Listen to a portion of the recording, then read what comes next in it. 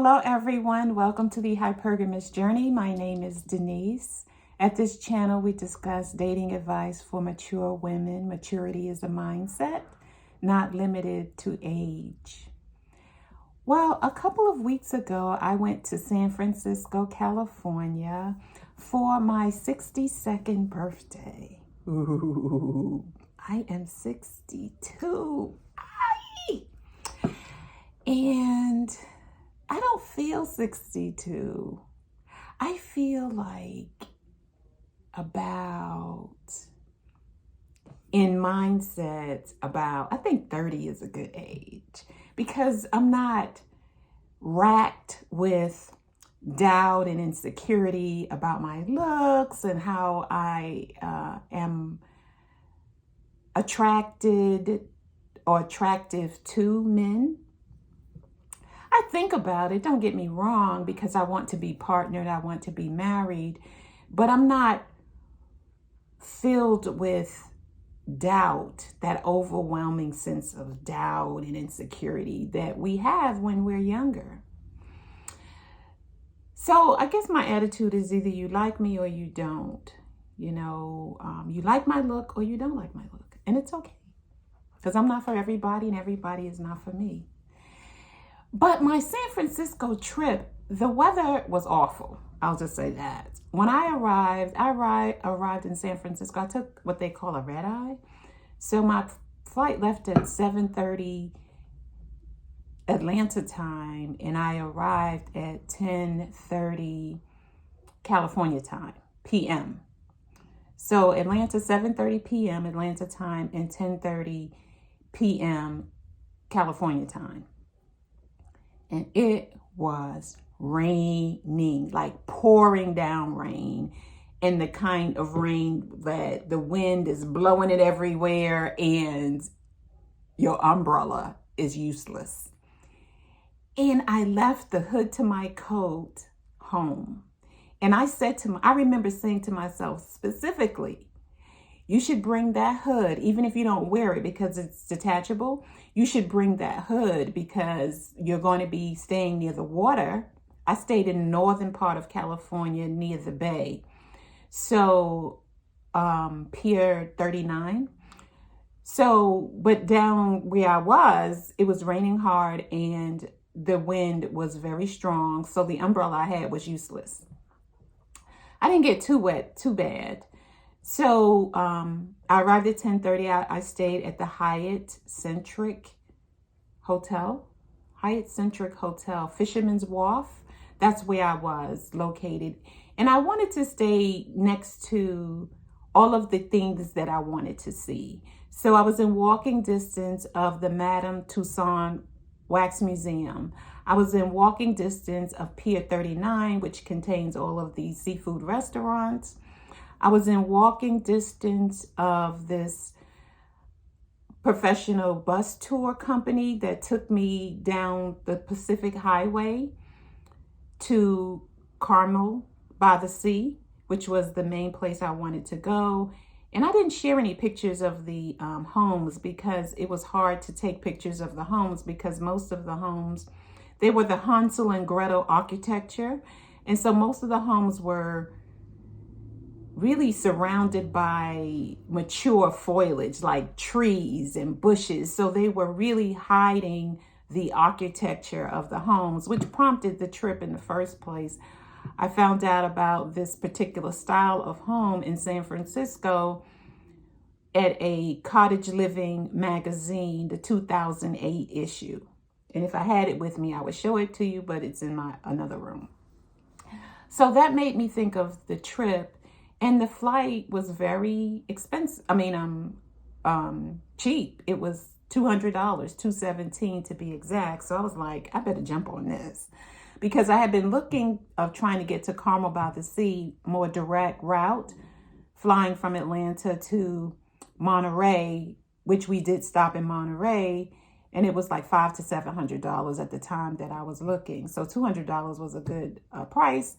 And I stayed at a very nice hotel because I was able to save on the fare.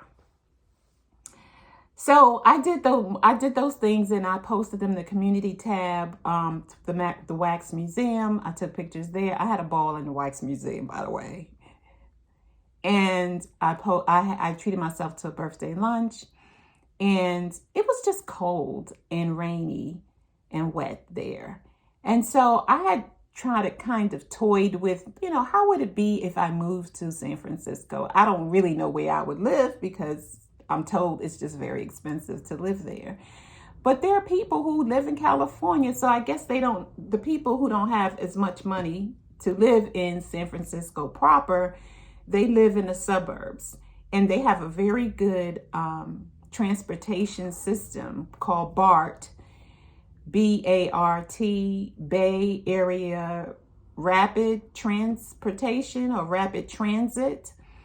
And so I could have taken the train BART to Oakland and some other suburbs and cities and towns of California if I had time.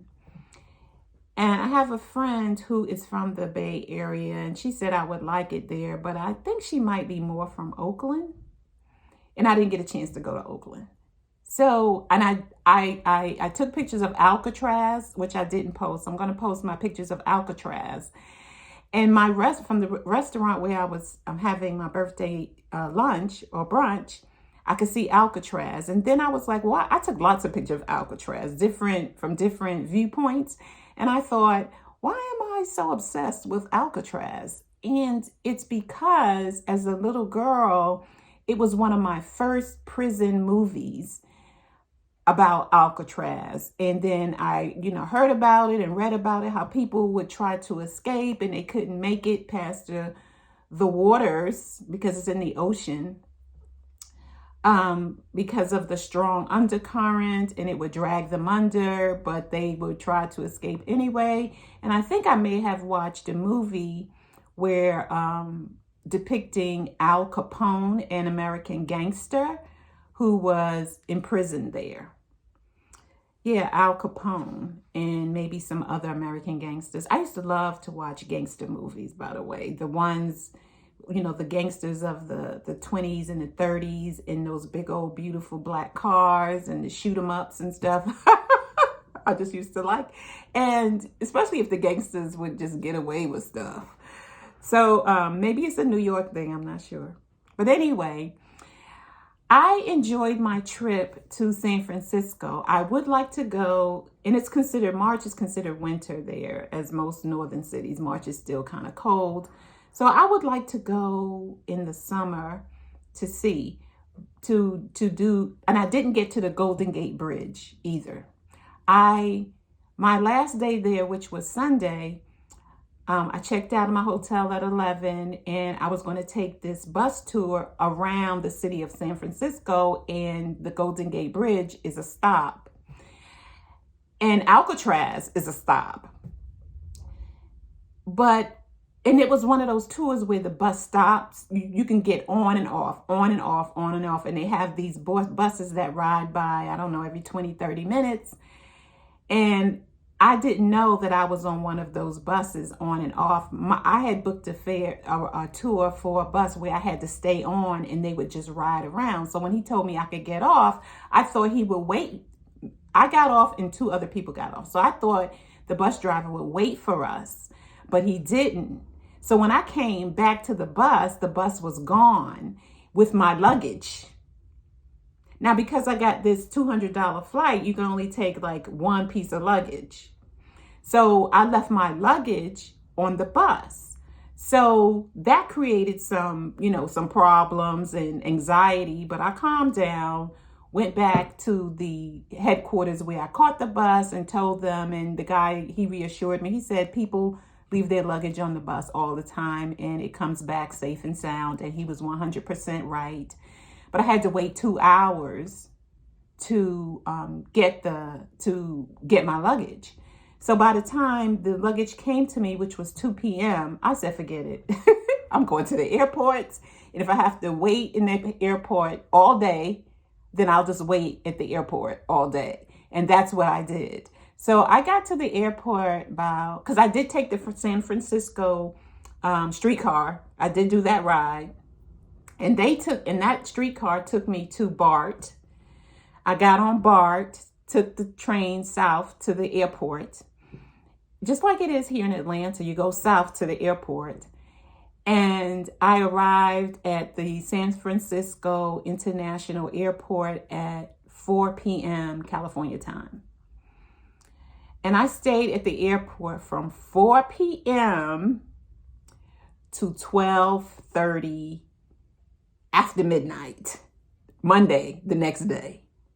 And I arrived in Atlanta at 8:30 Monday morning. So some people would be like, I cannot stay in the airport that long. But for me, I'd rather be in the airport. How many hours was I in the airport? I arrived at 4, 5, 6, 7, 8, 9, 10, 11, 12. I was in the airport 8.5 hours, a full work day,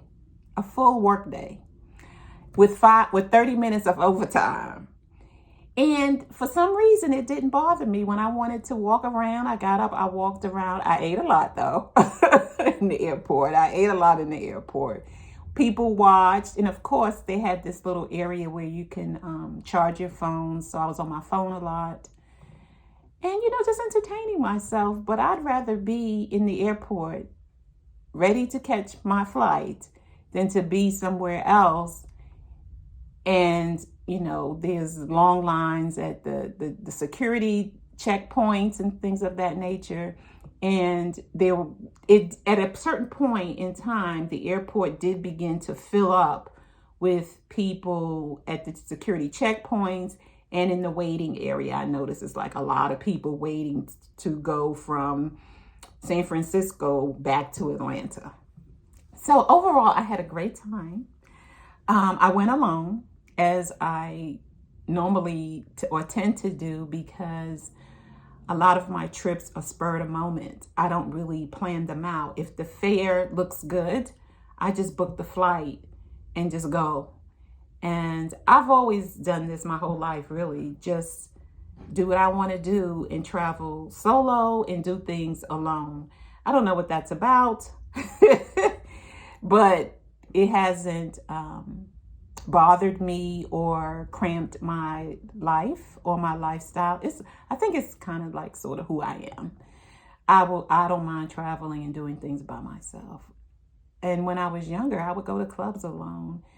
I did have some girlfriends that I would go with, but sometimes I just do things impromptu and spontaneous. And so when I want to go out to a club, this is when I was much younger. I don't go to clubs anymore. I would just get dressed and go.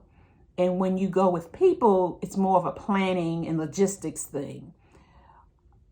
And I like the benefit of changing my mind without a lot of rigmarole from my friends. Well, you said you were going to go, and now you're not going to go, and I don't want to go by myself, and da-da-da-da-da-da-da-da-da.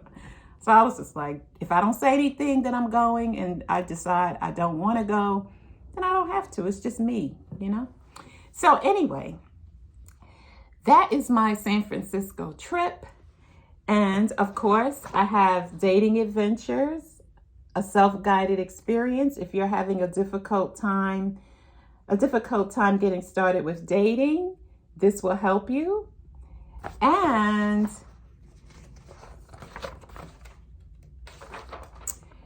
there's a blank section as well if you want to add some other things or continue on or create your own. And these are the suggestions on how to use the guide. And these 3 pages are free. All you have to do is email me at thehypergamishjourney@gmail.com, and I will gladly get it to you. Yay! And of course, I have the journals. Hypergamy is a strategy. I like this one. This is the back. I have many others. They're all on Amazon for sale. Hypergamy is a journey, not a destination. This really resonated with me, so I just put it on everything. Hypergamy is a journey because I had the magical thinking, this video is long, I had the magical thinking that if I wanted it and I worked on it for, let's say, 3 months or a year, it would just happen. Boy, was I wrong on that. You just have to keep working the plan, working the plan, working the plan, working the plan, working the plan. If you like this video or any of my others, please like, subscribe, share. Make sure you like. Make sure you share these videos with anyone that you know who wants to date, marry a man on the same level or higher than themselves, or a woman. I am asked occasionally, how can I get this information to my young daughter or my niece or younger women? I have tried telling them this and it doesn't work. You have to embody it. You have to be it. You have to do it and let them see you in action. And then you will begin to see them taking on some of those things, or at least paying attention. You have to be it. You have to embody it. That's what I've learned. What do you say? Tell me in the comments. I will see you in the next video. Bye.